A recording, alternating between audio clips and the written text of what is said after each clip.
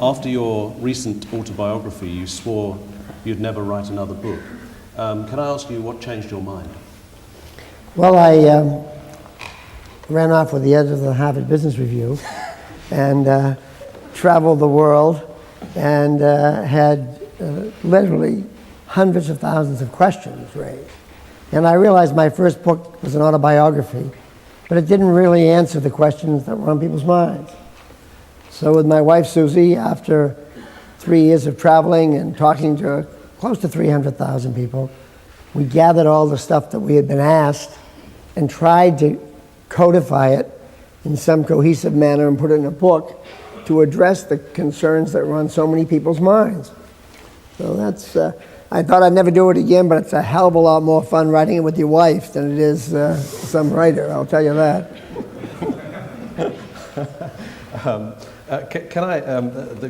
Clearly the theme is winning, the title is winning. Here we are in not quite in a business school, we're in the extension of London Business School here, but and a room full of people going through many of our degree programs of one kind or another. Can I ask you a question about business schools? Can business schools help people win? I think without question, what you get in a business school is another notch on your belt. You learn to critically think against a tougher set of competition, your peers. You go down a number of paths, challenging a number of issues, seeing how well you perform relative to others, gaining another notch of self-confidence in testing your thinking and seeing how it works. On the other hand, you waste a lot of time on a bunch of silly courses too. A lot of stuff, way too much on strategy, way too much on things like disruptive technologies, nowhere near enough on human resources. In your lifetime, you'll be organizing and leading people. You'll be exciting them, you'll be managing them, you'll be leading them to new challenges. You don't get enough about that. You'll be evaluating, you'll be hiring, you'll be firing. All those things that you'll do every single day, you rarely get in most business schools. So that, I think, is the weakness in the business school program. We were at Dartmouth this year and they've instituted for the first time a critical evaluation system in the class where each kid has to evaluate their peers in the class, draw the 20-70-10, if you will, and then explain to people where they fit in face-to-face confrontations. It'll be an interesting experiment, but it's one that you'll do in your lifetime, and I think it's one. The other thing that I think I'd like to leave you with, or at least give you some thinking about, while you're at the London Business School, it's all about you. It's you excelling. It's you raising your hand, having the answer, or writing the best case, or responding to a class in some way. Once you go out into the workplace, you'll do that again for a while. Then you'll become a manager or a leader. And the biggest failure I see in this transition is it's going to go from being about you, the person, to being about them, your team. And so many people fail in that transition. You'll only be as good as the team you build around you. It'll be all about them. So for those of you who don't hire, for those of you who end up leading teams where you're the smartest, shame on you. That's the dumbest idea in the world, to end up with people that aren't smarter than you working for you.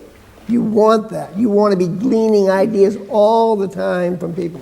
So if I give you one piece of advice, is be sure as hell you build great teams and you realize that building them, the reflected glory from their successes, are what will rocket you to higher and higher positions. I did actually, on this issue, take note of your slightly critical comments about the scientific approach to strategy in business schools. And I quote you say, in real life, strategy is actually very straightforward. You pick a general direction and implement like hell.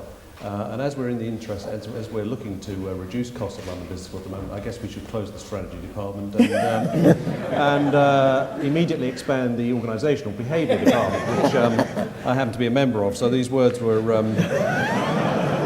absolutely wonderful to hear, and I'll pay you afterwards, Jack. Thanks very much.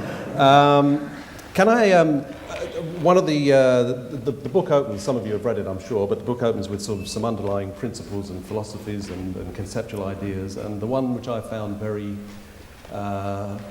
appealing and interesting is your interest in candour, and how little of it there sometimes is in organisations and how much more we need. But I suppose candour can kill sometimes, or can be very risky. Why don't we get enough of it, and what would you suggest we should do to get more of it in organisations? Well, if you're a leader, you clearly have to demonstrate it. You have to be open. You have to be able to admit mistakes. You have to be able to cut through the business ease. You've got to be able to talk to every person in your organization in such a way that they know where they stand. No one can be a manager without, no one can call themselves a manager and have employees working for them when the employees don't know exactly where they stand, where they are relative to others, and where they're going in their career. When you're debating a deal, you've got to have an atmosphere where everybody gets it on the table. Not massive PowerPoint slides, numbing charts that put people to sleep, but really dialogue, face-to-face, eyeball-to-eyeball confrontation about why the deal works or doesn't work. And you demonstrate that yourself. You yourself will be, if the place is tied up in its knickers, it'll be because you are setting an atmosphere that isn't open, isn't fun, making fun. We used to make fun of people that wouldn't be open, josh about it, just to try and lighten the thing up so they'd get there. Candor can kill you, though, because candor, if you're in a stiff, rigid hierarchy, you've got to be able to use it right. Because if nobody above you is practicing it and you coming in swing for the fences, it could be troublesome. So I happen to believe it speeds everything in business. It speeds decision making. It moves the organization competitively faster. It gets people to be open about where they fit. I was over at the BBC this week, and this place is the most paralyzed place I've seen in my lifetime. I mean, thousands of people are walking around frightened to death about what's going to happen. Are they going to get sacked? Every interview I had, they asked about, somebody here's going to get sacked in this new round we're going through here. And no one knew where they stood. And so the management there is just being cruel. So employees are walking around not knowing where they stand. You can't have an organization where people don't know where you, as the professor of organizational dynamics, but you've got to let people know where they stand. They can't be in this frightened paralysis state. Nothing happens. I think there was a leader at the BBC who let people know where they stand, but he sadly lost his job a year or two ago. But that's another candor maybe on something else. Yeah. But we better not go into it here. I wrote, with candour, I wrote an article a few years back. Some people here know it. It's called Why Should Anyone Be Led By You? And I had the great privilege of working with Jack Cole for Susie on this article. One of the things we said in the article was that really good leaders don't strive for perfection. They kind of are at least a little comfortable with some of their imperfections, some of their weaknesses, some of the things they can't do. What weaknesses would you own up to in your own career, and did they change over time? Did they look different in the early Jack Welch career to the late career? Well, I was tumultuous in the early career. I was totally impetuous. I've always had a stammer, so that's a weakness from the beginning to the end. I think that'll be there. I think if I go at it, I made mistakes on deals. I'd openly admit it. I'd walk around talking about, if I can make this big a dopey move, anybody can make a move. Don't be paralyzed. I made lots of mistakes on people. I hired people in the early days. I hired them almost always on resumes and slickness, which is probably inversely proportional to talent. So I did a number of these things on a fairly frequent basis, but I talked about it. I think the thing is, talking about what your mistakes are helps an organization enormously. Yeah. It allows them to feel free to make them. I mean, I bought an investment bank kit at Peabody. No one could make a mistake bigger than that. Boo-boos that we had, we didn't know how to run it, we had breakdowns in the system. We ended up on the front page of the Wall Street Journal 17 times in 14 months. Right-hand column, being called dopes. That's not fun. And we went through that because it was a cultural error that I personally made. And I owned up to it, talked to everybody about it.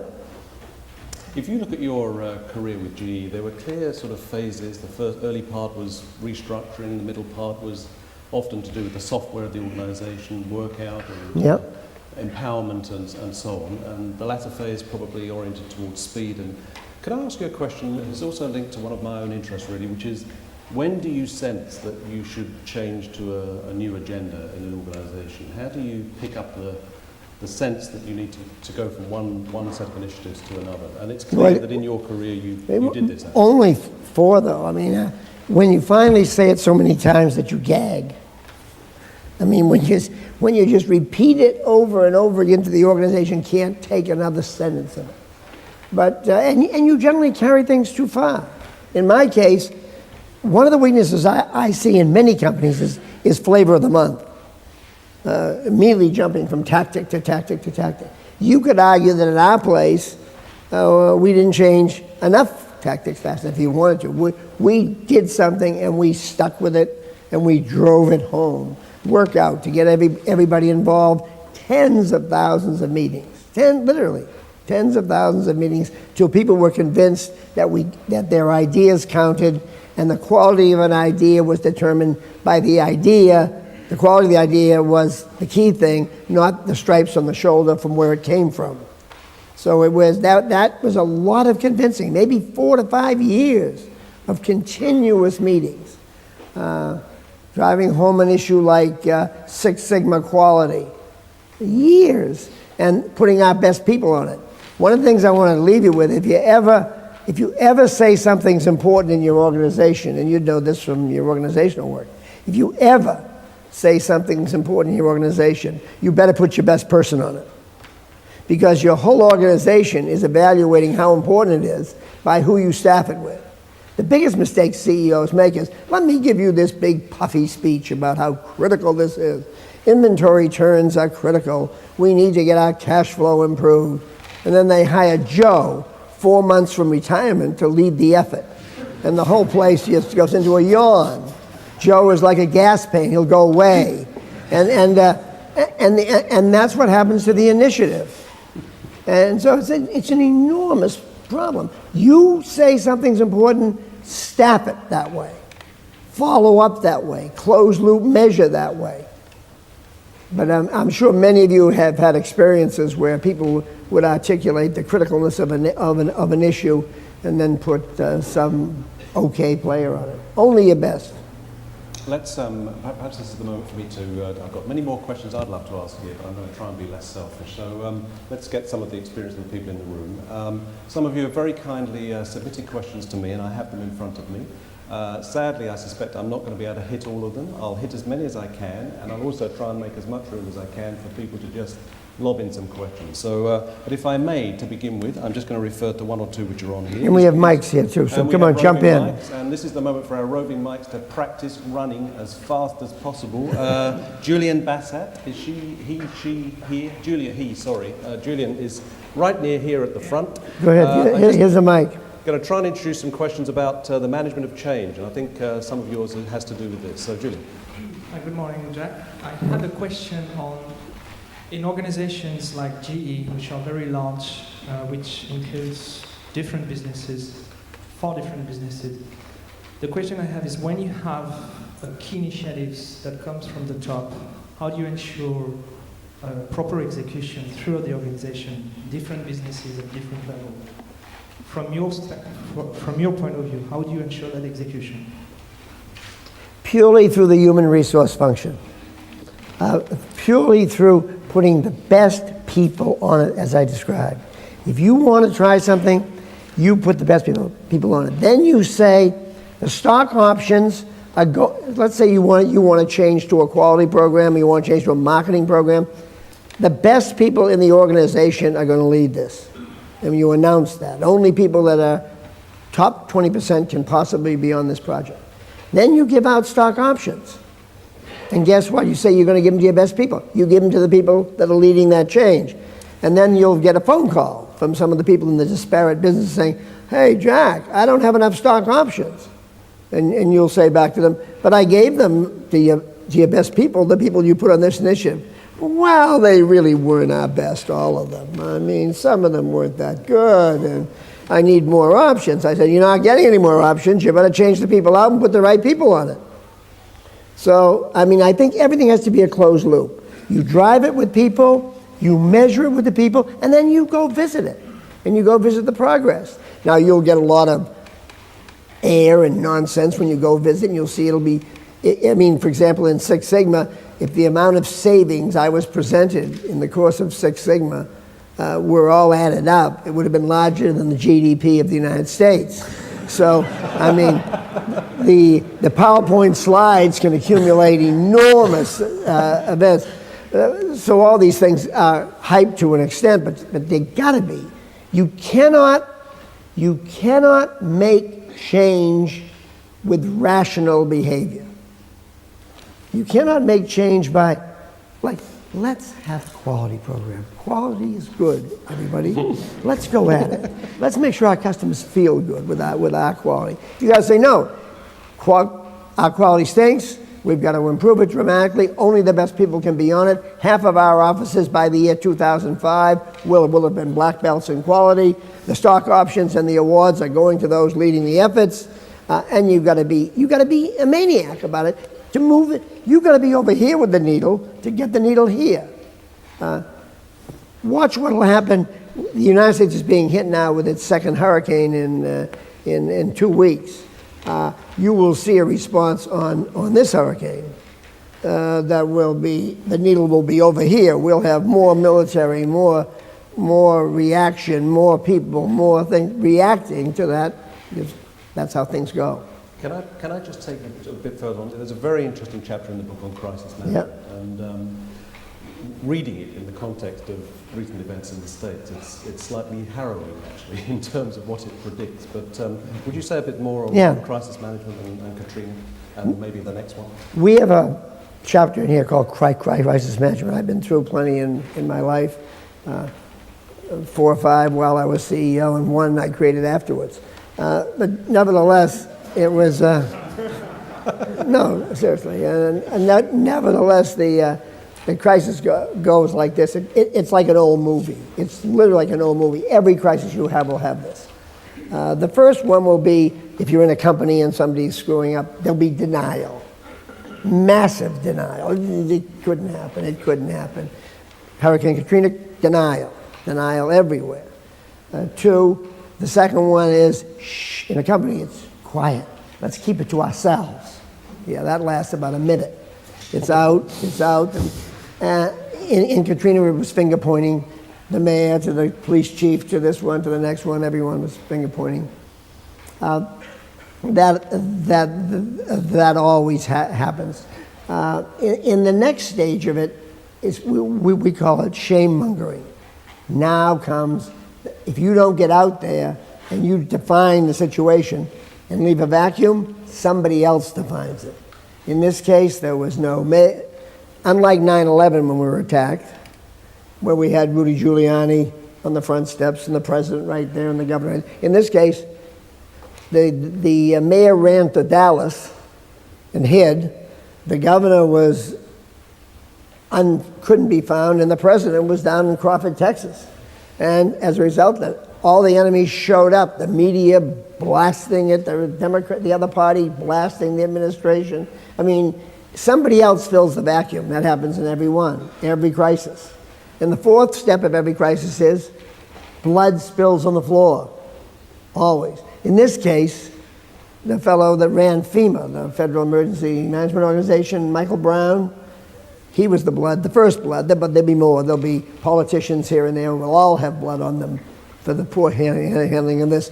From George Bush on down, they'll have suffering and pain because of the way they handled it. This poor fellow was shot. His qualifications were he had been an Arabian horse trainer prior to running the Federal Emergency Organization. That wasn't quite the qualifications needed to handle a national emergency in our country. He was a political appointee. And fifth, the crisis is usually overcooked. I mean, it gets fixed, but usually overdone. In the case of New Orleans, politicians will be bidding. First it was 10 billion, then it's 60 billion, now it's going to be 100, and now it'll be 200 by the time it's through. And the corrections are wild. I use the example of, I don't know if how many are familiar with the Tylenol scam problem we had in the States with tampering of pills. Well, if you ever buy a bottle of Tylenol now, you can't get it open. I mean, the overreaction is enormous. I mean, you need a vise and a scissors and a wrench to get it open. So that's, and you'll see this same immunity built into this current hurricane. Watch how well this is done. The problem is we don't make the same mistake twice, but we don't have the imagination to figure out where the next one's coming. So we do an incredible job with the immunity of the existing one, but we can't sort of reach beyond it to see the next one. We saw, after 9/11, we reacted amazingly well. And then Katrina hits. London seems to have a tremendous resiliency. I mean, after the July 7th tragedy here, we were all amazed in the U.S. at the resiliency and the strength and the stalwartness of the British people. I mean, it was a tremendous show of strength. I mean, overwhelming compared to what we normally experience. So there's some resiliency in this society that's been through bombings and wars and battles between countries and other things, and that somehow it's able to cope so much better. Thank you for the compliment. Can I, Angela Albiston. Angela? She here? Angela? No? Is Farhan Laji here? Farhan? He's at the back, yeah. Now we need a very fast sprint to the back. We're still sticking with the, is he there? We're still sticking with the questions on change. So let's hear from you. Well, my question was kind of hindsight. And kind of looking back, I was wondering if you could kind of give an example of a change that you instituted and when you might have turned around and said, okay, maybe that wasn't the right change to have instituted, and how you go about kind of fixing things when you've kind of made a decision, maybe in haste, or when you think that something's been done and you try to undo it. Could you help me with that one? Yeah, what I have in front of me is, did you ever introduce change in GE that you felt the organisation frankly couldn't handle? It was the wrong thing to try to do. I think that's the sense of the question. I think we probably, in Six Sigma, made the mistake of putting it in places it didn't belong. So in universally applying it to the company, it was totally rejected by the Hollywood community, in the creative community. I mean, it was just totally rejected. It made no sense in the end, and so we may have sent it to too many places. In the investment banking deal business in GE Capital, we may have sent it to a place that wasn't necessary. It works perfectly where there's lots of routine processes. It works incredibly well. It works well with dealing with customers to reduce variation in dealing with them. In the very back creative one-off deals, like a new comedy show, a new this, it's not something that I would have blasted it. But in order to make it important, we had to go everywhere. In some places, it was rejected. Rudy Hofsappel, is Rudy? Rudy's at the back. Maybe last question, but this is interesting on the organisational change issue and organisations. But Rudy. Yeah, hi, and welcome to London, by the way. I was just wondering, George Rathman, he was the founder of Amgen, and he said in one of his books... Could you speak up? Oh, sorry, George Rathman, he was the founder of Amgen, and he said in one of his books that bureaucracy is for the people who are undisciplined and untalented, and it sort of creates a vicious circle that drives out the people who are talented and who may be less disciplined, but who sort of take organizations forward. And you brought about so much change, but you were at the helm of this huge organization, which needs bureaucracy in a way. So how do you feel about that? Well, first of all, you make a value. In our case, the way I approached it was we had a values card, which were boundaryless behavior, which meant sharing ideas with each other. One of our other values, we had 7 values. One of our other values was hate bureaucracy and the bureaucrats that practice it. Published on a card. Very few culture cards in corporations say hate bureaucracy and the bureaucrats that practice it. We ridiculed bureaucrats. We went at them, and when I left 21 years later, I was still ridiculing bureaucrats because it's like an insect. You can't find it. Everybody wants to add a layer. Layers are sinful. Every time you add a layer, you've created a sin. We're not in a church here today, but I mean, you've created a violation. Layers just filter. They slow. And they're given out by bureaucrats in lieu of pay, in order to give somebody a little promotion and have them sit on top of people. You should have spans that are wide. 15 people reporting to you, so you can't meddle in their activities. And when you don't do that, you build bureaucracies. Now, you'll never get bureaucracy out of large institutions. It's needed to run the system. All you can do is flail against it with everything in your body to try and minimize it, so you do keep the excited entrepreneurial spirit in the company, and you don't lose those people you mentioned who can't stand working for bureaucrats and filling out forms and doing all that. So, I mean, it is something that you'll never stop fighting, but if you recognize you have it, and I'll tell you, if you go to a company of any size of several thousand people or more, you've got it by definition. You've got to fight like hell to get rid of it, because it's nothing but trouble. Can I ask for some questions just going outside organisations? I'm going to move to the issue of outsourcing and Stephen Wang in a moment, but there's a question far right, which is probably not on my list here, but if Stephen Wang's here too, perhaps he can grab a mic for the next question. So before that, yeah. Jack, you're a known advocate of rank or yang, an assessment system that rewards employees who do well, but gets rid of those who don't. And Could you get the microphone nearer? You said that this helps people know where they stand.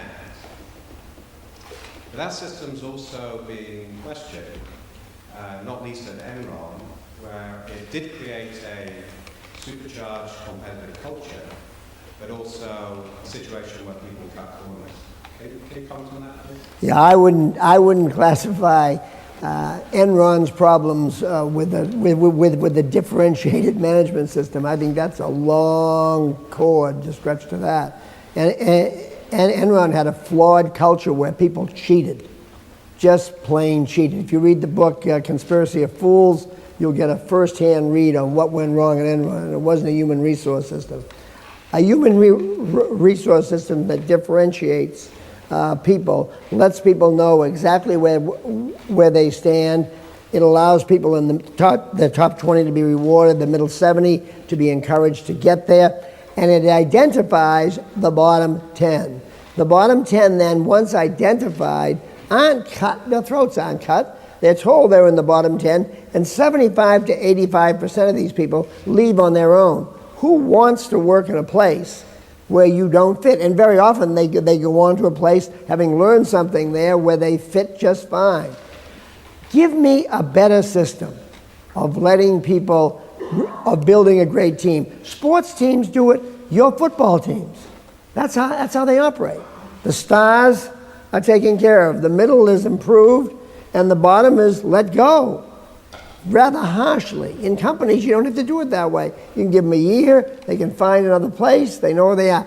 The worst kind of manager, if you ever end up being one of those, shame on yourselves. It's the kind manager. I'm too kind to let anybody know where they stand. I don't want to tell people their shortcomings. I don't want to do that. Then a recession comes. A slowdown in the market comes. And all of a sudden, you go in, and you have to talk to Harry. And you say, Harry, business is terrible. We've got to cut costs. The Chinese are here with a lower cost product. We've got to do something. And Harry, I'm sorry, but you're going to have to leave, Harry. And Harry said, why me? He said, well, you aren't very good, Harry. You really haven't been very good. And Harry said, but I've been here 31 years, and no one's ever told me that. That's the BS system. That's the system with the kind managers. It's the cruelest form of leadership known. It's like keeping bad businesses and having them as orphans over to the side, where the worst people hang out, the leper colony, where they hang out with weak businesses and no market position, and everybody sort of stays away from them. That's the same sort of thing, but don't face into it. You sell a weak business to a strong company. I sold an air conditioning business where we stunk in. We were about 10, 11% share of a central air conditioning business. I sold it. The company went crazy. It was one of our core businesses. We had never made much money in it. I sold it to a company called Train, which is a large air conditioning company. I called the guy that was running it about a month afterwards. And I said, Stan, tell me, how is it being with Train? He said, Jack, you can't believe it. I love it. He said, my boss loves air conditioning.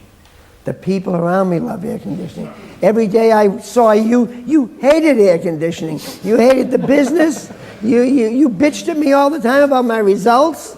And now I'm with a place that air conditioning is everything.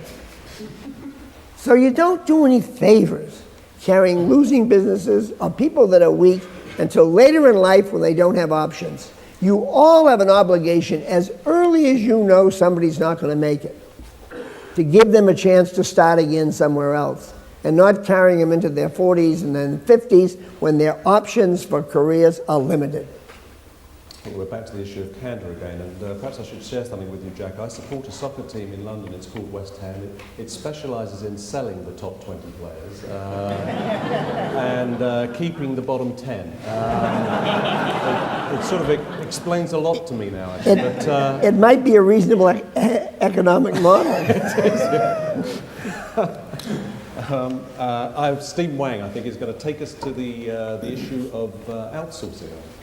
Thank you for coming to London Business School. And after reading so many useless cases on strategy, I already forgot my question. So can you help me, Professor, read my question? You've forgotten your question. Fantastic.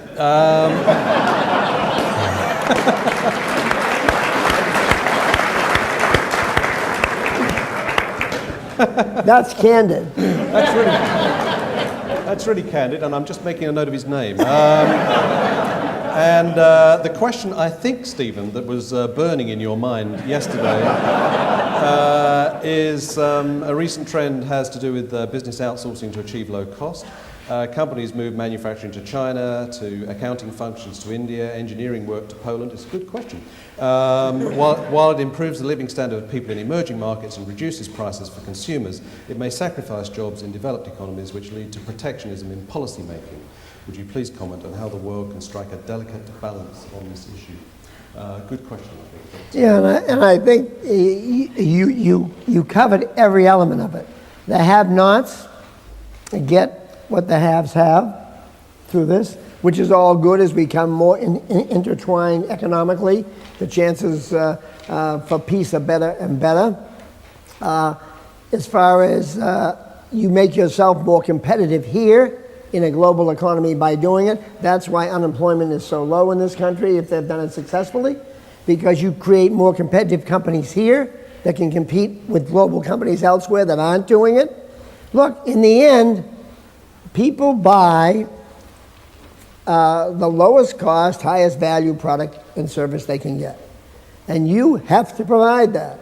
And you can't get around that with any social plan or anything else. Protectionism doesn't work. We've seen it.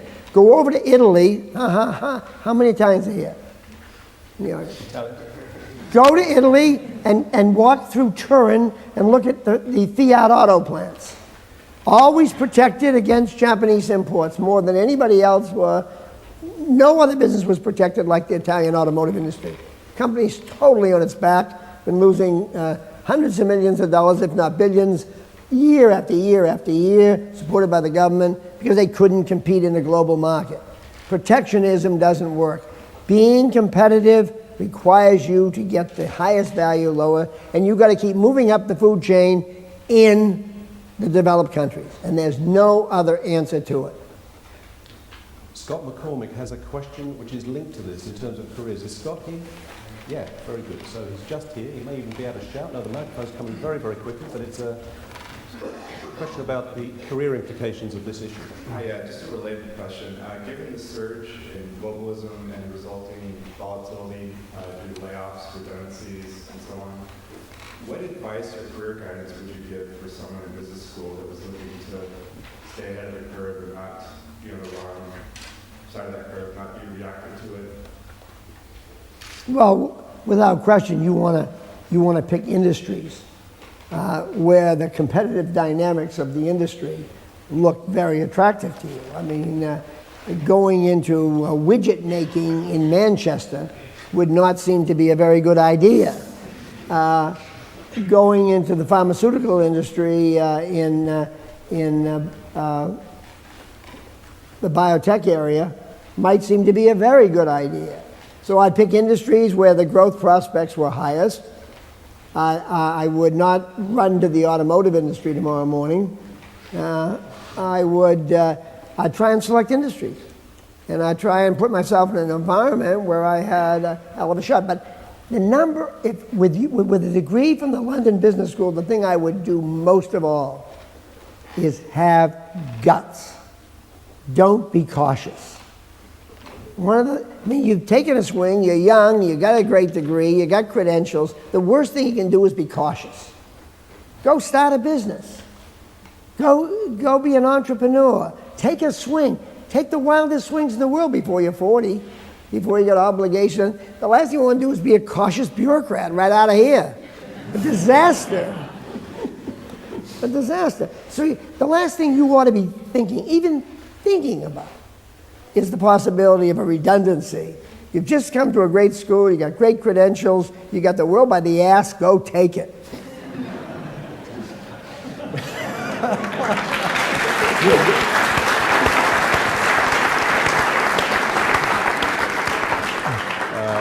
There's evidence that people take that to heart because we do actually run entrepreneurship programs here, and they are some of the entrepreneurship electives are some of the really the most popular courses that many of the MBA students. Well, in our tour in the U.S., it was really exciting to see at business schools, 15 to 20% minimum of the kids were going out and starting their own businesses, and they were standing in line with a book signing and talking to us about the business they were starting, and they ranged from A to Z.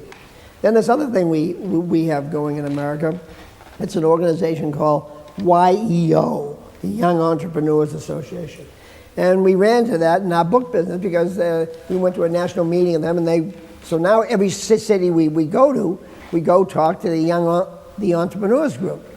I mean, it's like getting a shot right in the veins. These people are running $5 million, $10 million businesses. They're excited as can be. There's a couple hundred in every city, and they're just having the vitality makes you feel so great about the country and its prospects.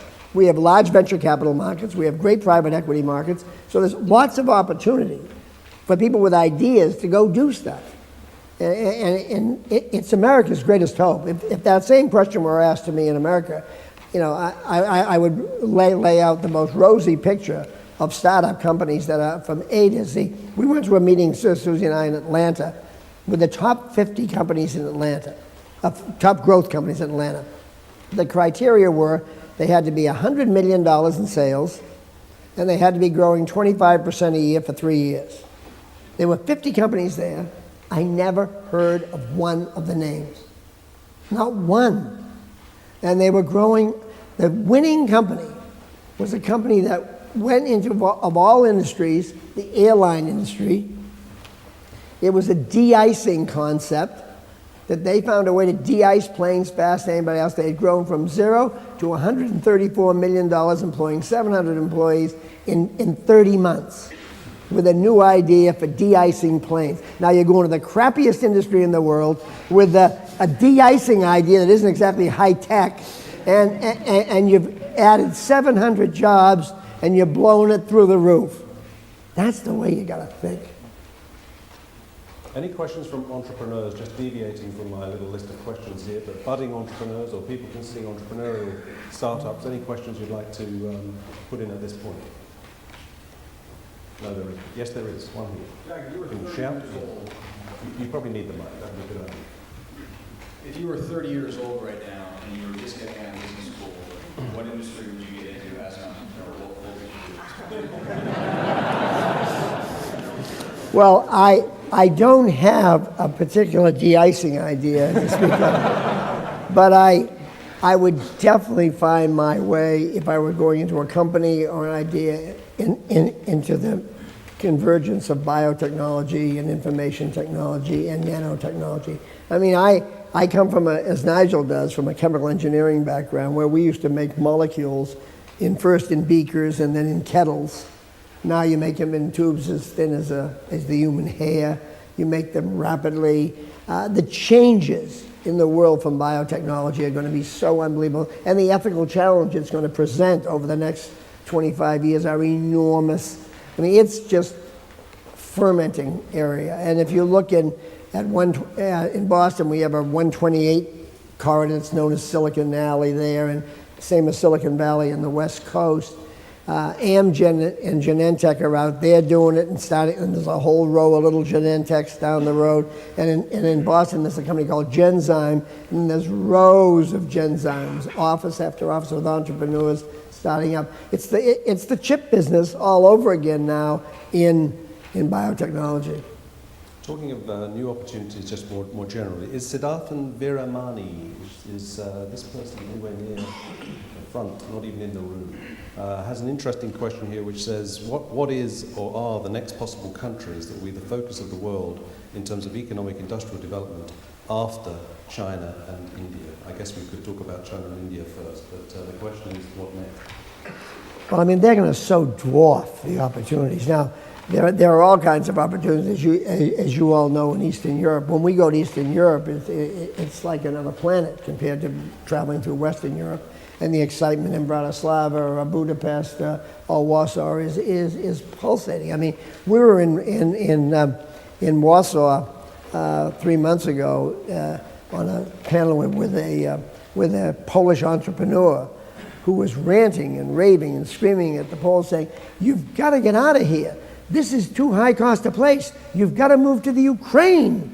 That's where the opportunity is, not in silly Poland."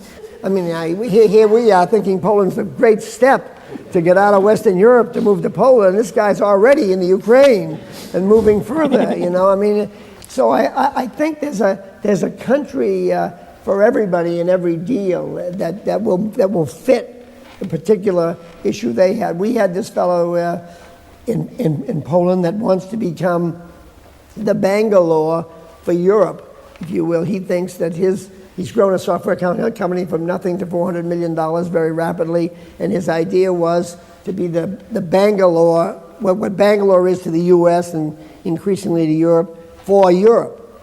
So there's Poland doing all kinds of things. I think the opportunities in the East, in Europe, and Hungary, and in India and China dwarf talking about African opportunities and other things. I mean, the vastness of them.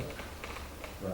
Our canvas is getting very wide, and I'd like to open the floor now. I have many more questions in front of me. There's some hands over there and hands over there. Yep, there's two down the side here after this one, which we'll come to, please. Thank you. But first, stand up and get a mic. Yeah, exactly. Two on the left-hand side. Jack, you believe in outsourcing. But Jeffrey Epps just sold off Jekis in India, which is the outsourcing business. Did you agree with that decision? Or what is the rationale, you believe? Totally. What Jeff did was, Nigel started that, and what we built there got to be too big. It was 18,000 employees in that particular unit that got sold off. We were running the danger of becoming, and you're familiar with the part suppliers to the automotive industry, Delphi and Visteon. We were building a bureaucracy. We were building our own supply. They weren't getting competitive. They were now an arm of GE. So we had all the GE stuff in there, and our pricing was no longer effective. We had grown steadily for 10 years, built up an 18,000 person operation. So we spun them out, kept half of it, and let them go on their own, free at last, as they said. And now they're in the market, they got a stock price, and they're all savagely trying to grow the business with non-GE clients, where they have to be more competitive. So if you have a captive for too long, a captive decays. It becomes back to that question on bureaucracy in the back. So Jeff made just the right call to get rid of that. Now we have all kinds of, we have an R&D center there, we have all kinds of other things there, but this particular operation had gotten too big. And you see in the United States now, both Visteon and Delphi, both probably going to file for Chapter 11 because they couldn't exist without the mothership feeding them, and then they don't get competitive. And we were running the danger there. And keeping a stake in the business going on, is that a signal, just a signal that you actually believe in the business and think there's value creation longer term? We think there's real value creation. So if we hold the chips, we hope these guys go wild and get lots of business and we cash in. Down on the left-hand side, there's a question from a lady on the left-hand side. Thank you. Hello, I'm Felicia from Nigeria. You talk about having guts, and I want to ask, have you ever been in a situation where you made a business deal and you really, really didn't have a good idea of how it was going to turn out? And how did you cope? What did you do? What were the things you had to think about? What did you have to do in that situation? Probably. And then as an aside, for the budding entrepreneurs, Eastern Europe is there, Nigeria is also there. Everybody's looking at Nigeria. Richard Branson is coming to Nigeria. Laura Tyson, who we saw before the session, would second the comment on Nigeria. She had a session in New York with the woman minister of finance in Nigeria, who said was incredibly impressive. And the rules going into Nigeria and the structure going to Nigeria, she commented on very favorably. So she would support that. As far as doing deals that I didn't know how they were going to turn out, would you believe about half of them? I mean, look, you take a swing. I've got some person coming into me, Nigel or somebody else, selling me. I've never seen a deal in my day, in my job as CEO, where the returns weren't at least 20%. That's the rule for coming in the room, I guess. So the charts always look good. Now the question is, of course, half of them didn't ever reach that goal, but that was the deal as they come in. Now your goal is to bet on the people and the passion that are there, the case they make, and from pattern recognition or gut, if you will, same thing, take a swing with them. But you don't know the path. I mean, if you knew that, you'd have a different, better job. Question at the front here. Hi, Jack. Many of us at the beginning of our MBA, we started working from a multinational. Through the information and experience in own business, we ended up actually working for entrepreneurs, small companies. But on the other hand, big corporations, multinational, are actually losing that entrepreneurial spirit, entrepreneurial energy. So from a GE point of view, so from big companies' point of view, how would you keep that energy in-house? Well, you fight like hell to keep breaking it down to smaller units. You fight to give everybody their own head, their own feeling of running their own show as early as possible. And as things get bigger, you break it out. The sale of the Indian system, it just got too big, too bureaucratic. You try and do that example all the way through the system by keeping them, by breaking them up into smaller pieces, giving people their heads, giving people controls, giving people clear measurements that they can go achieve. Once it gets up into a big unit, you lose a lot of the stuff. Can I ask just a subsidiary on this? Because when you break organizations down into small bits, it gives clarity and focus and opportunity, and the people running those bits, I'm sure, have a whale of a time. When you then try and get cooperation between those different bits, is that a challenge? If those bits become more interdependent than you once imagined? Not if you have as a value, a core value, boundaryless behavior and sharing ideas. And if you measure people and reward and punish on values. So if you've got a horse's neck who holds all the ideas themselves or doesn't want to play in the cooperative effort of sharing ideas, you can them or you punish them. And they don't get promoted. It's a value. You get promoted based on your values and your results, both. And if you don't have the right values, and you gotta mean it. You know, one of the things that companies don't do very well is when they let somebody go, they let them go generally with a phrase that says they want to spend more time with their family and the children, and they're leaving for personal reasons, even though they stole from the company, okay? Now, you ought to, if somebody has an integrity violation in your company, you ought to hang them right in public and let everybody know this person is leaving because they stole. This person is leaving because they weren't boundaryless. This person is leaving because they had great results, but they did not buy into diversity. They did not buy into globalization. They did not buy into something else and say what it was. And not have these quiet exits that do nothing to demonstrate for the organization what the values are. Values count. If you write a set of values, you have to walk them every day, you have to live them every day, and you have to reward and punish around them. Question in the back, very clear. Thank you. Your question, Father. Hi, we've been talking today about integrity in organizations, values, and also going into developing markets. Could you comment on sort of multinationals and their responsibilities to the markets in developing countries when they enter those developing countries? I'm sorry, the very end of it I didn't get. I didn't get it either. Could Sure, you say it again, rather the, more slowly, please? Yep, responsibilities of multinationals as they enter developing markets. Being clearly to bring best practices. I mean, in other words, if you go to a developing country, you have to bring global standards. If you're building a chemical plant, you can't build a chemical plant that's not up to the world standard environment. The same one you'd build in New York City. You have to have labor standards that are the same in terms of treatment of people. You don't have to pay global wages. You pay local wages. But you try to attract the best people by having the best jobs and the best wages in the place. You don't pollute. You don't corrupt. You have a set of values. You have a real responsibility. You mentor kids in school. I mean, as in Indonesia, we had 4,000 mentors mentoring kids in inner city schools in Indonesia that were doing a fantastic job. The Asian crisis came, our business shrunk. Again, a winning business. It must be a winning business to do that. We weren't winning then, so we had to cut back on that and leave some of Indonesia. But winning companies have an enormous responsibility wherever they go. Losing companies can't do anything. They can't give back to the community. They can't pay taxes. Their employees are scared. Winning companies employ.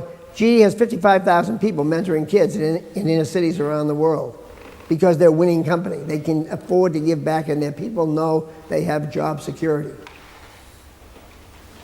Two questions very close to each other, just here. So let's go to both. Mr. Welch, thank you very much for coming and not stopping at your first book, Straight from the Gut, and going on to this one. I think it'll be a good reference for all of us. My question is more on leadership in general. So if you take yourself back to 1980 when you were appointed as CEO, yep. When I know in Connecticut, where the corporate headquarters was, one of your colleagues heard somebody over talking, saying that you weren't the right guy for the job, and there was a lot of naysayers saying that they should have picked someone else for CEO. Looking back historically at your life, you seem to be a fighter, and you were very competitive when you were in Massachusetts in sports, and you overcame a lot of objectives. So my question is, when they said you couldn't make it, how did that make you feel? And did you in turn use that to be a better leader for GE? No, I faced reality. I would say that fellow had about 65% of the people on his side who felt I was the wrong person. I came from an entrepreneurial side of the company. I was the first employee in plastics. I hired the second employee and the third employee. We built a rebellious group up there. We built a several billion-dollar business. We brought in kegs of beer on Friday. We partied like hell in every celebration we possibly could. The corporation didn't know much about us because it was called General Electric, and they didn't know anything about plastics, so it didn't bother us. I then got other divisions, medical, and they were added on one by one, and I never left Pittsfield, Mass. I stayed out of headquarters for my entire career for the last 2 years.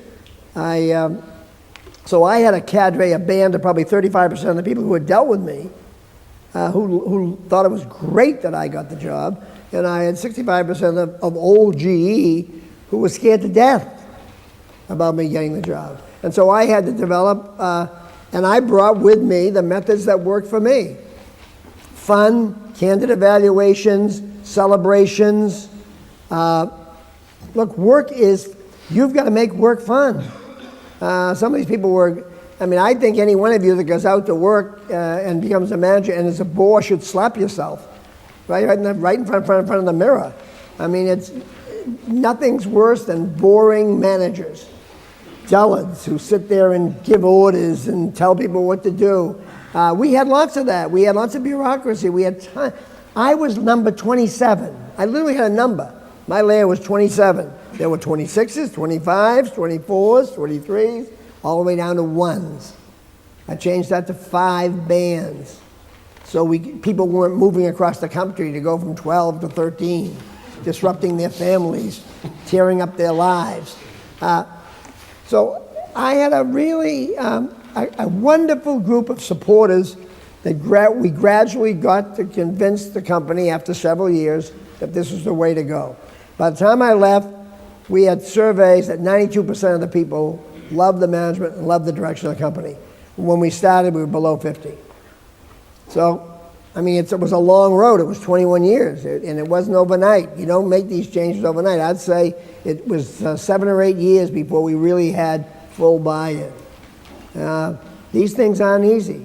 But I wanted GE to use its size,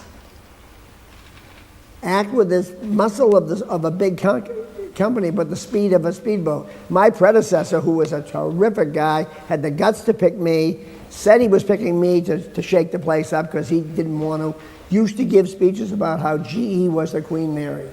It could handle heavy waters. I wanted GE to be a little tiny speedboat. And I use that metaphor all the time. I don't want to be the Queen Mary. I don't want to be this lumbering thing. I want you all to think you're driving Ferraris, racing through the streets. That's how I want you to think. I don't want you to think you're a big lumbering tank, powerful, etc., but not fast. There's an interesting, if I may, just before we come to more questions here, is Hugh Wood here? Is he near a microphone, Hugh Wood? There he is. I'll let him ask the question himself, but it's kind of connected to something you've just been saying. But Hugh? Casting my mind back as well. Casting your mind back, would you like me to remind you? Basically, how do you feel about the fact that nowadays quite a lot of companies are very candid about essentially mimicking lots of the management systems of GE? Like, I think I read the guy at Siemens recently talking about how they're very much managing the business along the same lines that you developed for GE. I just wondered how you feel about that. Is that terrific? No, that's what I'm. Look, this book, Winning, that my wife and I wrote, or my wife wrote and I talked, really is a codification of a way of doing business. It isn't the only way, but it is a way. It is a defined way. And the reason it's selling like crazy in the U.S. and hopefully around the world is, and the money all goes to charity, so we're not here to make a buck off a thing. $12 million goes to scholarships for inner city kids, not a nickel to us. But we're out selling this book because we believe it makes companies more competitive, it makes business more fun, and it makes winning companies hum. And in the States, you'll see managers come by and buy 20 for their team, and they're giving out a chapter on candor, a chapter on budgeting, a chapter on strategy. And they're having these sessions. And the people are saying, debates. Have we got enough candor? Do we have too much? Do we want more? Or are we satisfied where we are? Here's the way they're saying you ought to budget. Do we want to do it that way, or don't we? Or do we want to do it our own way? Or do we want to modify ours somewhere in between? That turns our crank, when people are debating the ideas in the book. This is just one way of doing it. It's not the only way. It's not perfect. It's the best way we know. And to see Siemens announce Klaus von Kleinville yesterday basically saying, I'm going the GE way, it's right in the veins, right in the veins. I have to say, I read the chapter on budgeting last night, and it confirmed all my worst fears about what budgeting can be and how it can get better. And a really useful chapter, actually. But very good. There's someone here who's been waiting very, very patiently next to, here we go. And then we're going to go to the back. There's someone right at the back. Thank you. So firstly here, thank you. I have a question, how you work with people. Suppose you're thrown in a very culturally diverse team and you have to meet... I'm sorry, I'm finding that... You are thrown in a culturally diverse team with the people you have to work with, and you are on a very tight deadline. What key criteria you use to differentiate the performers versus the non-performers, and do you change that criteria depending upon the different composition of the team? I apologize. I think that was a question about differentiating between high performers and low performance in a very tight deadline. Tight deadline. Yeah. Well, you're not evaluating people in a snapshot decision. People are evaluated over periods of time.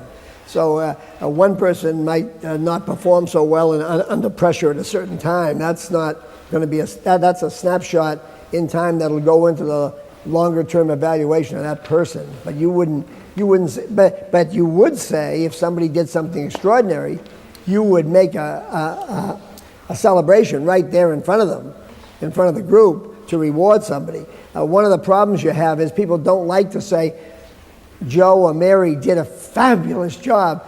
And I'd say, why wouldn't you give them the award publicly? Oh, I wouldn't want to give it to them publicly because I'd embarrass the others. Well, if you can't explain to the others why Mary or Joe are getting this, then you shouldn't be giving it to them. If they did something extraordinary, let the world know that's the behavior you want. But you wouldn't evaluate somebody on a snapshot for a long period. Sure. I think right at the back. Thank you. Hello. My question is probably linked to this point. We saw that there is always more and more a trend towards short-term CEOs boards which last even, I don't know, 1 year, a couple of years. And there is all this pressure from the markets, financial markets. So I would like to know your opinion and how you approach the relationship with investors. You know, we've been in an hour and 10 minutes. That's usually longer than it takes for that question. That question has been asked to me since 1971 in every meeting I've ever been in. How do you balance short and long? There's more pressure on short and long. I've never been to a GE employee meeting where there wasn't a screaming session about we're too short-term focused. Well, I was CEO for 21 years. That's a reasonable period of time. And we grew faster at the end than we did at the beginning. Look, your job as a leader, is to differentiate resources, allocate resources. And you've got to eat and you've got to dream. And you've got to do both. Any jackass can get short-term results. They can eat. They can squeeze for 1 year, 2 years. Any jerk can say, look, to the financial community, come back in about 5 years, I'll have my dreams implemented.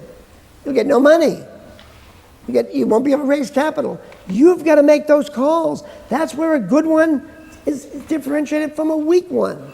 If you can eat, do well in the short term and invest for the long term, that's what your job is. You have no other job. I mean, anybody can do one or the other. You're at the London Business School to learn how to do both. That is what you're really learning here. with all this strategy, all that stuff, you're learning that ability, hopefully, to make the calls. I'm going to bet on this right now, but I'm not going to forget that over there. So I'm not going to bet that much on the short term. I'm going to save some for this. Jack has very skillfully just reminded us we're into our last 5 minutes, so I'm going to try and squeeze a couple of questions in as fast as possible, and then we'll try and draw this to a conclusion, sadly, but right at the back. Okay, just a quick one. When a company has a hugely successful CEO, a transformational man, succession planning can be an acute problem. Do you think GE has successfully managed this process and has appointed a person? They may have appointed a manager to manage the assets rather than a new leader to drive the business. Do I think GE? The question is, company succession plan. Am I happy with the GE succession plan? This comment on the succession planning process. Could you keep the microphone near you, please? A comment on the succession planning process itself, particularly with a CEO with such a large legacy. And is there a danger that in the process people err on the side of caution and seek a manager really to manage the legacy rather than seeking another transformation leader to take the business forward? It's a great question. It's really good. In our case, we worked on it for 6 years. We had 22 candidates initially identified. We had 3 of the most obvious, 7 in the probable category, and 12 in the long shot category in 1994. Of the 3 finalists, they all came from the 12 in the long shot category, which shows you that people do change, minds change, situations change, and you can't lock yourself in to any one or another. We ultimately got down to 3 people. All 3 were brilliant, exciting leaders. We picked one. The other one went to Home Depot. The other one went immediately to 3M. I believe that in any race like that, you want the 2 people that don't get it to get out of there. You don't want groups forming around, because each person had their own group, and you want the CEO to have a clean slate. In this case, the person I selected, I knew was a change agent, self-confident, captain of the football team at Dartmouth, done all kinds of things. The first thing he did was change the slogan. We bring good things to life, to imagination at work. He sold off some businesses right away. He bought a couple of big businesses, and people say to me, God, he's changing everything. How do you feel? I feel wonderful. I mean, I'm not tired. I just didn't have any more ideas for that business. And we wanted fresh eyes. We wanted to repot the plant and have somebody come in and change it. And he has not had a down quarter since he's gotten the job, even though he got the job on September 9th, or 10th, I guess, 10th. The day before the disaster, he got the job. And in the last 3 quarters, he's grown every quarter over 20% in earnings. With the change mix of businesses. So it's exciting as hell to see it happen. I mean, the last thing you'd want to do is to retire and have somebody manage the same stuff you were managing. Shake it up, change it. Now, the one thing that has stayed constant is the people that are there are all the people that were there when I was there. We bought into the same human resource system. We bought into the value system. We bought into the type of people. But the people are now doing things in a different fashion they were doing when I was there. I think we've got time for one more quickly, if I may, just to the right, I'm afraid. That's going to be it. Yeah. How you doing, Mr. Welch? Thanks for coming to London Business School. I just wanted to quickly ask, you talked quite a bit about values. You talked about, we talked a bit earlier on about going into developing countries and operating there, and you've made clear your feelings about bureaucracy. I guess my real question is, a lot of times when you make the decision to go into a new market, the values of the corporation may be in some cases at odds with either the culture that you're going to operate in, or in some cases the bureaucracy. I guess I'm particularly thinking about Yahoo being in the press lately with the whole row in China and information sharing, which some people say is illegal, some people just think is unethical. Have you experienced that? How do you navigate that as a multinational that obviously wants to go into new markets? And what are your thoughts basically? Well, the biggest problem that we had in the 80s was the global corruption problems. I mean, some countries actually had bribes as a deduction. Developed countries in Western Europe, bribes as a deduction. In Germany, for example. And we couldn't do that. And we would lose business in some of the developing countries. And over time, having your principles hold, people ended up coming your way. It takes time, but bureaucrats and policymakers don't want to end up in corruption eventually as countries change and modernize. The other thing I think that happens, let's talk about values. Our basic values in GE are giving people voice and dignity. Giving them dignity by letting them know where they stand, letting them speak out, letting them have voice by listening to their ideas. Those values translate in any culture. People say, how can you bring these same values to China? Well, people in China want voice. They want to be respected. They want to know where they stand. Evaluations work. Thailand, which is a very soft country, very interested in candid evaluations of performance and where they're going. People want to know how they're perceived in organizations. It's reality. It is reality. And so if you do that, and you do it in a transparent, open way, you will be welcomed in about every culture. I want to squeeze in one quick question on behalf of my friends sitting in the room here. In the book, you have a part about what's the single most important question to ask someone at an interview. And there's a question here, it's attributed to two different people, which is why I'm going to read it out.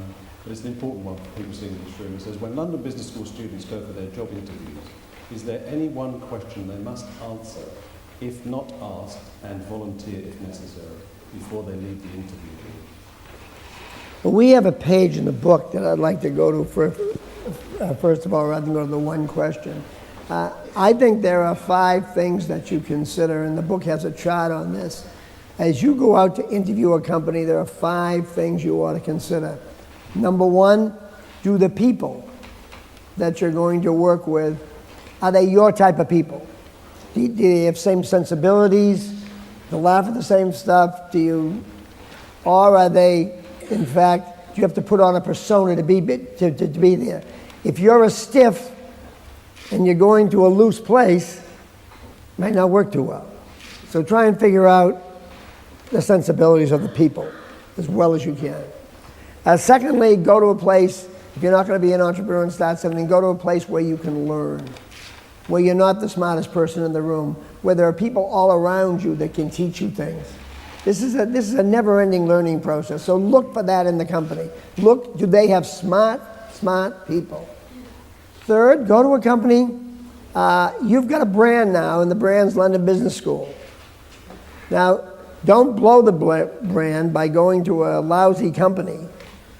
Go to a company that has a great brand, you can use that brand to go to the next one. Microsoft, for example. If you went to Microsoft 10 years ago, you could be hired by anybody and they'd say, I want a Microsoft person. When I was a chemical engineer starting out my plastics business, I used to search, and whenever we could hire somebody from DuPont, we thought we had hit the jackpot. Now, some of them were dopes, but we were thrilled to get them because they came from DuPont. They must have known a lot. Fourth, make a deal with the company you're going to. Make sure you make a deal with yourself. You know what the deal is. If you're going there because you don't want to travel, because your spouse doesn't want you to travel, or you can't travel, or you like the region, know the reasons know the deal you made. Don't go then and bitch it's a lousy company when you made a deal to go there for other reasons. And finally, never go to a place where the work doesn't turn your crank. where it really doesn't turn you on? Why would you go do something coming from this great school with this great degree and not have your crank turned by the work that you accept? So that's the only grid I know to go at that. If you're interviewing people, be sure as hell you ask them why they left their last job, and let them just talk for as long as they can possibly talk, and you'll learn more about them than anything else you can do. I'm going to have to stop there. I'm going to apologise to everyone in this room, and certainly the 15 hands that went up just now when I said our last question. Jack has kindly agreed, and Susie, to come to a lunch with us. There's a group of people somewhere else in the school waiting us right now, so forgive me for sort of stopping us here. I'd like to say thank you to Jack. I'm sure Nigel's going to say something much more formal, but thank you for the candour and wit and humour and energy and excitement which just exudes from him. So Thank you, Rob. Thanks a lot.